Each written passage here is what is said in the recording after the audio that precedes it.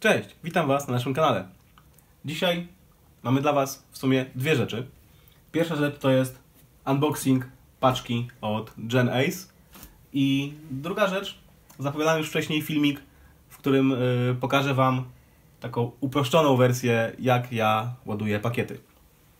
Ok, no to zacznijmy.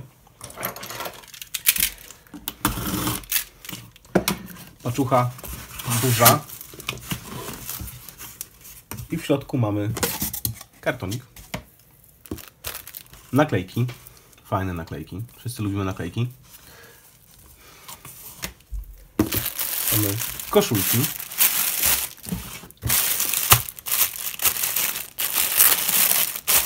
A teraz wyciągnąłem swój rozmiar. A więc koszulki z tatu. Fajnie.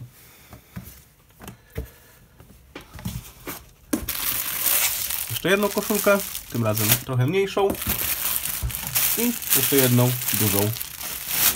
No i przechodzimy do tego, co najciekawsze, czyli dwa pakiety do zasilania naszych modeli z przeznaczeniem do mojej tragi i do Sandry Jeepa.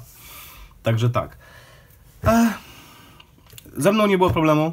Po prostu wzięliśmy dokładnie taki sam pakiet, na jakim już od dłuższego czasu jeżdżę. Jak część z Was wie, nie był to mój pakiet, tylko mojego brata pożyczony. Więc no, przyszedł czas, żeby w końcu zasilić Tragusa jej własnym zasilaniem. Także mamy pakiet 4000, 3S, 25C. Powiem szczerze, do tej pory, nie wiem, już ze 3 lata chyba na nim jeżdżę i naprawdę spisuje się rewelacyjnie. No nie wygląda tak ładnie jak ten. Myślę, że Wam później pokażę, jak wygląda w tej chwili, ale spisuje się super. Drugim pakietem jest pakiet do Jeepa Sandry, ponieważ Sandra się upiera, że nie chce jeździć na 3S, dlatego uznaliśmy, że weźmiemy dla niej 2S-kę, coś dużego, ponieważ w tej chwili ma pakiety 5800, jak się nie mylę. Więc wzięliśmy 6070C. Jest to tak naprawdę potwór, tak? Do trialu myślę, że jest aż nadto, ale wiadomo, troszeczkę więcej, że tak powiem, mocy nigdy nie zaszkodzi. Zobaczymy w ogóle, czy będzie różnica pomiędzy tymi pakietami, które mamy teraz. One mają około 35C, tu mamy 70, więc może być odczuwalna różnica przy kopnięciu, może będzie odczuwalna różnica przy zużyciu prądu. Zobaczymy, jak to będzie wyglądało. Także mamy takie dwa oto pakiety na rok 2019. Dostaliśmy od firmy Gen Ace. Także bardzo dziękujemy. Okay, przygotowałem ładowarkę. I przy okazji właśnie tych nowych dwóch pakietów pokażę Wam tak w skrócie, tak, jak ja ładuję pakiety.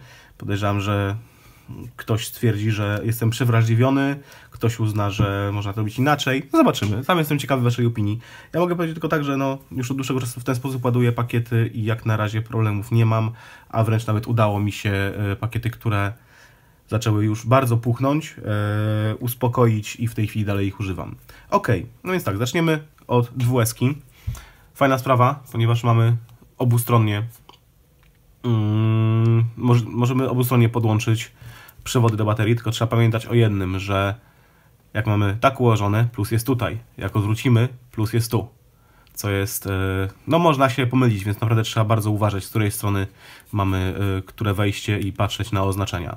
A więc tak, musimy podłączyć, wiadomo, plus, minus i przewód od balansera.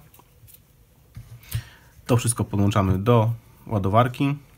Podłączam sobie do drugiego kanału, akurat z tej strony leżała. Podłączam balanser. No i 3S-ka, ponieważ ma kable, że tak powiem, na stałe, po prostu ją podpinamy. I tak samo balanser. No tak, w 3S, czyli ten wyżej. Spróbuję sobie trochę odsunąć, żeby mieć dostęp do ładowarki. Więc tak, na pierwszym kanale, czyli na kanale A, mamy 3S-kę. Pierwsza rzecz, zawsze jak podłączam baterię, nawet jeżeli wiem, że jest rozładowana, i tak zawsze sobie sprawdzam, ile ma prądu, tak?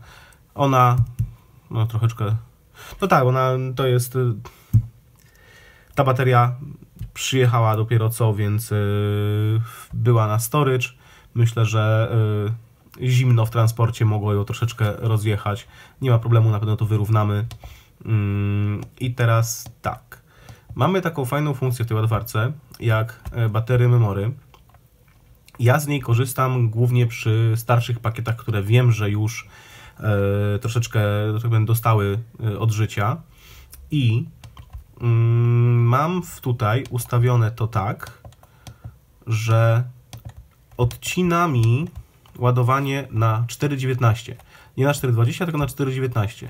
I nie wiem, czy to jest dobre, czy to nie jest dobre, ale powiem wam tak, od dłuższego czasu w ten sposób ładuję tak pakiety, które już wam mówiłem, że lekko zaczęły puchnąć, a nawet dość bardzo.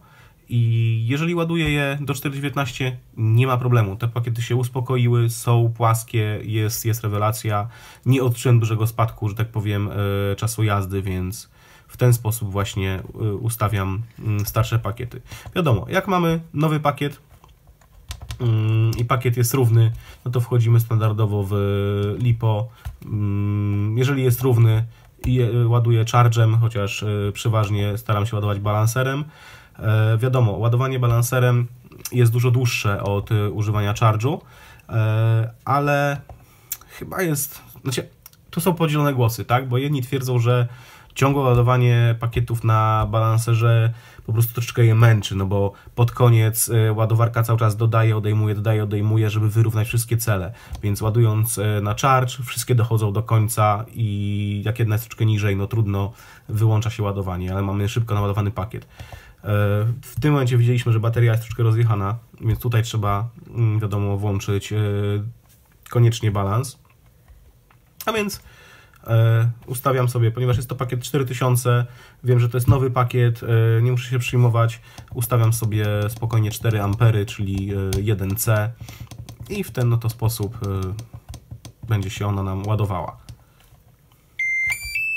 Zmieniłem 3S. Ha, ha, ha. Dokładnie. Nie przełączyłem. Przełączyłem ampery, ale nie przełączyłem tutaj i ładowarka nam powiedziała, że mamy złą baterię podłączoną. Przepinamy na 3S, mamy 11,1 V i w tej chwili musi ruszyć. I poszła. No i wiadomo, ona się będzie teraz troszeczkę ładować. O, tu już widzicie, pokazuje nam równiejsze wartości niż wcześniej, jak sprawdzaliśmy. Podejrzewam, że po prostu dlatego, że mówię, no ona, jak ją wziąłem dzisiaj do ręki pierwszy raz, jak ten przyszła od kuriera, to była lodowata, naprawdę jak kostka lodu. W tej chwili ma już temperaturę pokojową, więc możemy zacząć ładowanie, tak? Oczywiście to też jest kolejna sprawa.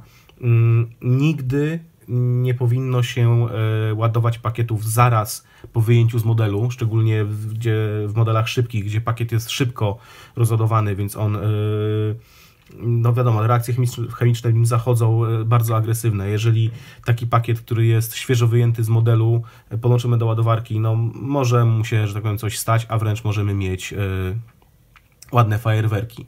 Tak samo w drugą stronę, jeżeli ładujemy pakiet wysokim prądem, to powinno mu się dać chwilę spokoju, zanim podłączymy do modelu.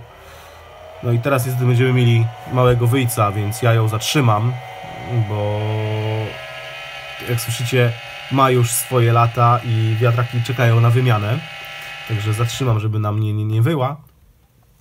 No i tak samo robimy tak naprawdę z drugą baterią. Jest to już 2S, ma ona 6000, więc teoretycznie możemy ją naładować spokojnie 6 amperami, więc to jest dokładnie ta sama sytuacja. Najpierw sprawdzam pojemność.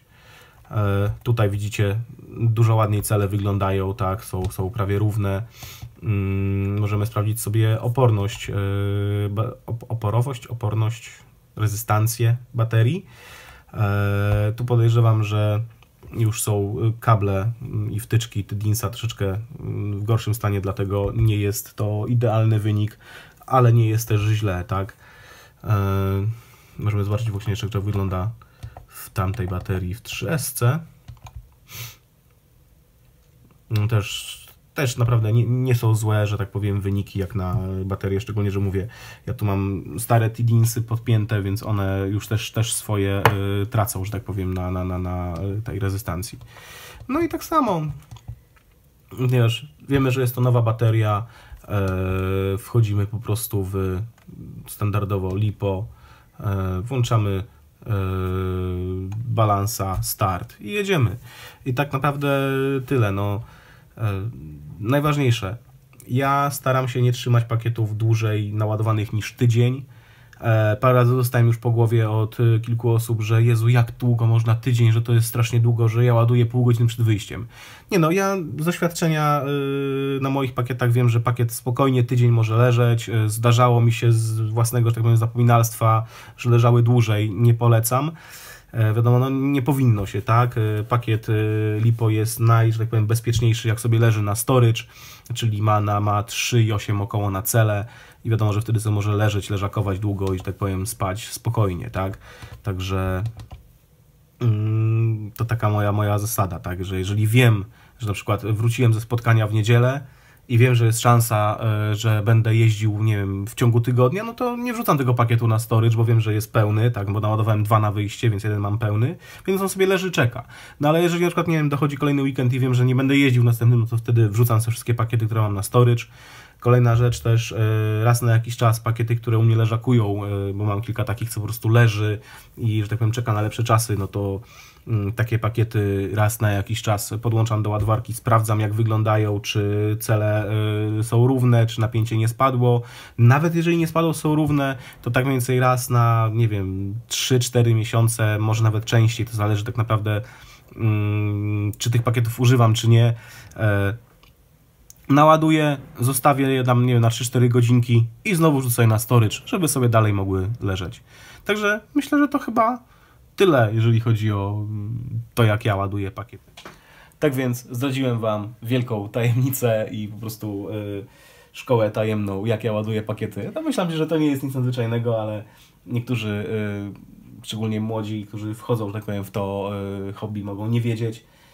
Jeżeli ktoś uważa, że coś robię źle, bardzo chętnie się o tym dowiem, bo wiadomo, wszystkiego trzeba się nauczyć, może ktoś mi coś kiedyś źle powiedział, no bo wiedzę, którą posiadam, też zdobyłem albo od kogoś, albo gdzieś wyczytałem i tyle, także do zobaczenia w kolejnym odcinku, trzymajcie się, heja!